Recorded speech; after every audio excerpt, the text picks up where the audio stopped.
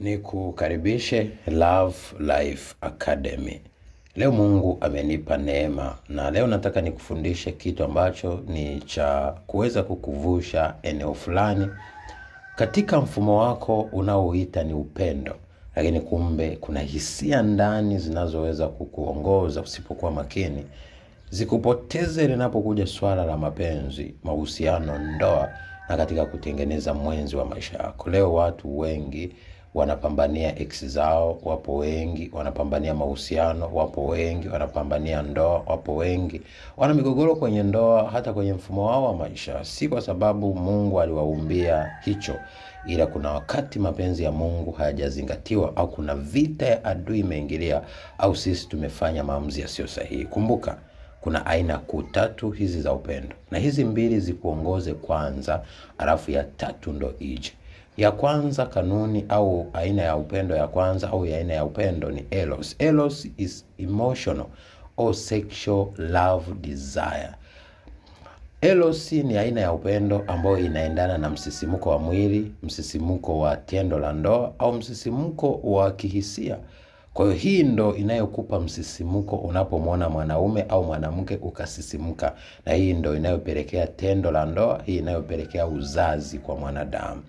Sasa hii si kusema ni mbaya, lakini ikitumika vibaya na ikakuongoza kwenye mfumo wa kutafuta mtu kwanza ukaongozwa na hisia, hapa ndipo wengi wanajichoma, wanakunywa sumu, wanalewa mapenzi, wanaangamia kwa sababu haukuzingatia kujua siri nyuma ya yule mtu rohoni na mwilini. Hujazingatia kuona kama mtu ana huruma, anaweza kuwa rafiki yako, anaweza kukusaidia, anaweza kwenda na wewe, ila kwa sababu ya msisimuko wa kimwili leo umeingia kwenye matope au umeingia kwenye moto na utaungua. Na ndo maana ndoa nyingi, mahusiano mengi yanafikia hatua anakuzalisha mtu anakuacha.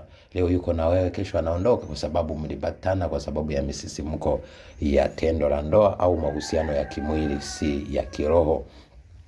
Sasa hii tunasema ni aina ya mapenzi ya watu wengi wa duniani. Wengi wanaimba ex wangu, si mpenzi wangu. Nashangaa mtu ana wapenzi zaidi ya moja, kwa sababu aina hii ya upendo ukimwangalia mtu unaweza kupata msisimuko, unaweza kusisimuka hata kwa zaidi ya wanawake wangapi au wanaume wangapi usipokuwa makini.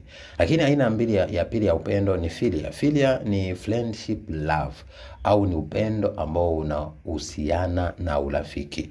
Na aina hii ya upendo ni upendo ambao ni lazima uzingatie, na huu ndo unaoweza kutengeneza mahusiano ya kudumu, kwa sababu rafiki yako hutotaka aumie, rafiki yako hutotaka ateseke. Na rafiki ni mtu aina gani? Rafiki ni yule ambaye yuko tayari kuwa na wewe pale unapokuwa umekata tamaa, umechoka.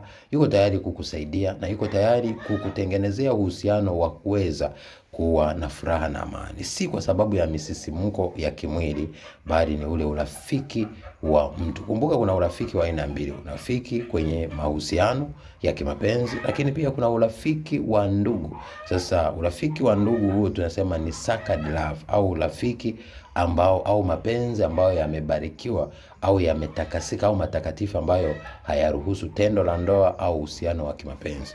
Lakini aina ya tatu ya upendo tunasema ni agape love. Agape love is a God love, au tunasema ni covenant love. Tuseme ni upendo wa agano au upendo wa Mungu. Ni huu ambao Yesu Kristo alijitoa kwa ajili ya ulimwengu.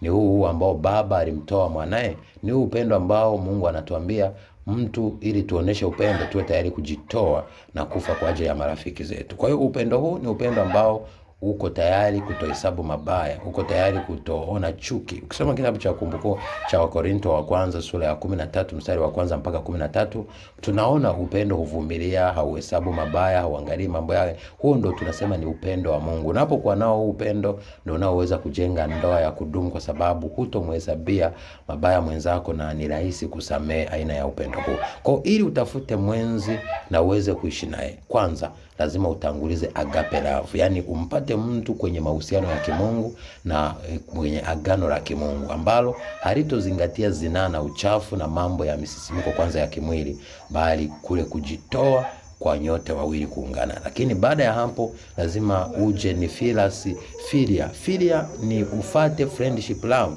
upendo wa kutengeneza urafiki baina yenu wawili, muwe marafiki Baada ya hapo sasa muwe na msisimuko ambao ni eros love, na hapo ndipo mtafanikiwa. Lakini wengi wanaanza na eros love, misisimuko, sasa unakuta filia haiji na agape haiji, wanaishia njiani, na hizo ndoa nyingi zinavunjika, mahusiano mengi yanavunjika, uchumba mwingi unavunjika, watu wanateseka, wanajiua, wanakunywa sumu, watu nasikia wanaimba mitandaoni, wanaimba kila mahali. Yote ni kwa sababu ya zinaa na uchafu wa dunia hii. Lakini ukizingatia jinsi nilivyokufundisha, ukaanza kwanza na upendo wa Mungu, mkatengeneza urafiki, alafu mkaja kwenye masuala ya emotional love au sexual love, ndipo mtaweza kufanikiwa. Lakini wengi wanaanza kwa zinaa, ndo wanahisi watakuja kutengeneza ndoa, ndo maana wengi wanafeli. Lakini ukianza kwa agano la Mungu, kuzingatia utakatifu, mkatengeneza urafiki, mkaja mkaingia kwenye ndoa, na ndipo mkaanza kushiriki tendo la ndoa na misisimko yenu, ndipo mtaweza kuishi maisha ya upendo. Kumbuka Mungu anahitaji aongoze safari ya mwanzo wako na amalize na wewe. Sasa ukianza kidunia huwezi ukamaliza na Mungu, ila ukianza kimungu utamaliza na Mungu. Ukianza kidunia matokeo yake ni kilio na kusaga meno. Kumbuka shetani yeye kazi yake ni kuchinja, kuiba na kuharibu. Tunapoanza na misisimuko, shetani ataingilia kati.